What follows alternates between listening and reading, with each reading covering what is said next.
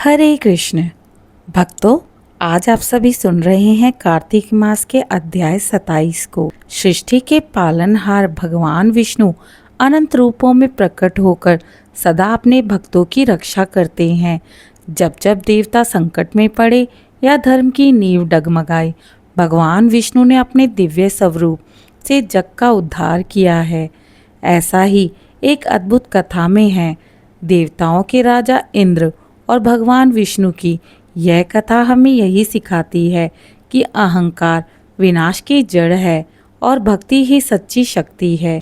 आइए भक्तों, भगवान विष्णु का स्मरण करते हुए आज की कथा का आरंभ करते हैं। ओम नमो दामोदराय नमः।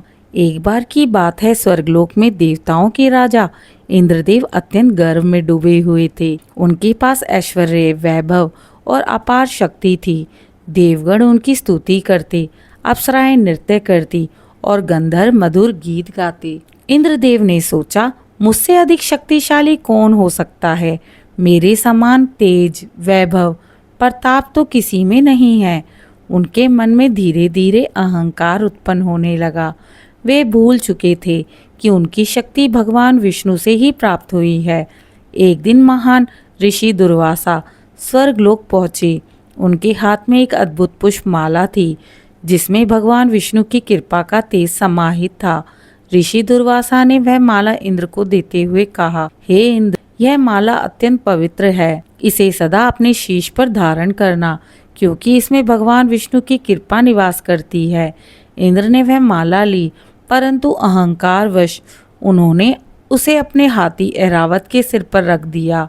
ऐरावत ने उस माला को सूंड से नीचे गिरा दिया और पैरों से रोन डाला। यह देखकर ऋषि दुर्वासा क्रोधित हो उठे। उनकी आंखों में ज्वाला प्रकट हुई और उन्होंने कहा, हे इंद्र, तूने भगवान विष्णु की कृपा का अपमान कर दिया। अब तेरा ऐश्वर्य, तेरा वैभव और तेरा स्वर्ग सब नष्ट हो जाएगा। देवता अपनी शक्ति खो देंगे और असुर तुझ पर विजय प्राप्त करेंगे। ऋषि के श्राप से इंद्र का तेज क्षीण होने लगा। देवताओं की शक्ति घटने लगी। असुरों के राजा बलि ने स्वर्ग पर आक्रमण कर दिया और कुछ ही समय में देवताओं को पराजित कर दिया। इंद्र, वरुण, अग्नि, वायु और अन्य देवगण भयभीत होकर भाग गए। उन्होंने सोचा, अब हमारी रक्षा कौन करेगा। सभी देवता ब्रह्मा जी के पास पहुंचे, अपनी व्यथा सुनाई। ब्रह्मा जी बोले, हे देवताओं, केवल भगवान विष्णु ही तुम्हें इस संकट से मुक्त कर सकते हैं। देवता बैकुंठ लोक गए और भगवान विष्णु से विनती की, हे प्रभु, हमारे अहंकार ने हमें पतन की ओर धकेल दिया है। असुरों ने स्वर्ग पर अधिकार कर लिया है। अब आप ही केवल हमारा उद्धार कर सकते हैं। भगवान विष्णु ने करुणा भरी दृष्टि से उन्हें देखा और कहा, हे देवताओं, अहंकार विनाश का कारण है, परंतु तुम्हारा पश्चाताप तुम्हें पुनः ऊंचाई पे पहुंचाएगा। अब तुम्हें अपनी शत्रुओं के साथ मिलकर समुद्र मंथन करना होगा। उससे जो अमृत निकलेगा, उसी से तुम पुनः अमर हो जाओगे। भगवान विष्णु के आदेश से देवता और असुर एक साथ एकत्र हो गए। मंदराचल पर्वत को मंथन दंड बनाया गया और वासु की नाक को रस्सी के रूप में प्रयोग किया।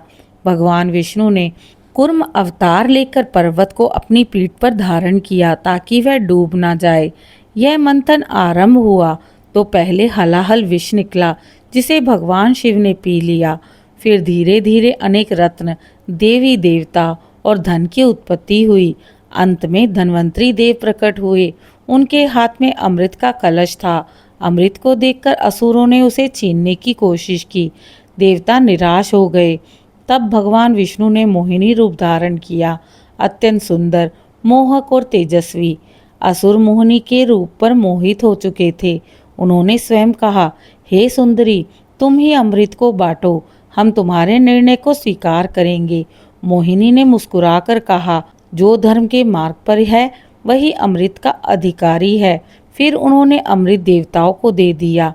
इस प्रकार भगवान विष्णु की लीला से देवताओं को पुनः शक्ति प्राप्त हुई और इंद्र ने स्वर्ग पर अपना अधिकार पुनः प्राप्त कर लिया। जब इंद्र देवता को अपनी गलती का एहसास हुआ, उन्होंने बैकुंठ जाकर भगवान विष्णु से क्षमा मांगी। प्रभु, मेरे अहंकार ने मेरा सर्वनाश कर दिया। अब मैं समझ गया हूँ कि आपकी कृपा के बिना कोई वैभव स्थायी नहीं रहता। भगवान विष्णु ने करुणा से कहा, इंद्र, जब मनुष्य अपने अहंकार को त्याग देता है तभी सच्चा सुख प्राप्त करता है। तुम्हारे पश्चाताप से मैं प्रसन्न हूँ। अब तुम्हें पुनः स्वर्ग राज्य की प्राप्ति होगी। सभी देवगण भगवान विष्णु के चरणों में झुक गए। उन्होंने कहा, हे प्रभु, आपकी कृपा से ही हम जीवित हैं। आपके बिना देवता भी असहाय हैं। भगवान विष्णु ने आशीर्वाद दिया, जो भी मनुष्य इस कथा को सुनेगा उसके जीवन से अंधकार मिट जाएगा, उसे ज्ञान, धन और सुख की प्राप्ति होगी। भक्तों, जो व्यक्ति श्रद्धा से इस कथा को सुनता है उसके जीवन में विनम्रता, भक्ति का संचार होता है। भगवान विष्णु की कृपा से उसके सारे संकट दूर होते हैं।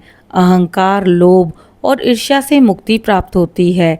धन, वैभव और प्रतिष्ठा स्थायी रूप से प्राप्त होती है, क्योंकि वह व्यक्ति अपने जीवन में विष्णु भक्ति को सर्वोपरि रखता है। इंद्रदेव और भगवान विष्णु की यह कथा हमें यही सिखाती है कि शक्ति, वैभव और पद केवल तभी टिकते रहते हैं जब उनमें विनम्रता और भक्ति का संयोग होता है। भगवान विष्णु के बिना देवता भी असहाय हैं, तो मनुष्य का गर्व कैसे स्थायी रहेगा। जहाँ हरि की कृपा है वहाँ सफलता सुनिश्चित है, जहाँ अहंकार है वहाँ पतन निश्चित है। जय श्री हरि। आशा करती हूँ आज सुनाई गई कथा आप सभी को पसंद आई होगी। कृपया मेरे चैनल को लाइक, शेयर, सब्सक्राइब अवश्य करें। हो सके तो अपने प्रियजनों से साझा करें। इसी प्रकार की धार्मिक कथाओं को मेरे चैनल पे सुनते रहें और अपना समर्थन दें। आप सभी का आभार। कृपया कमेंट में जय श्री हरि अवश्य लिखें।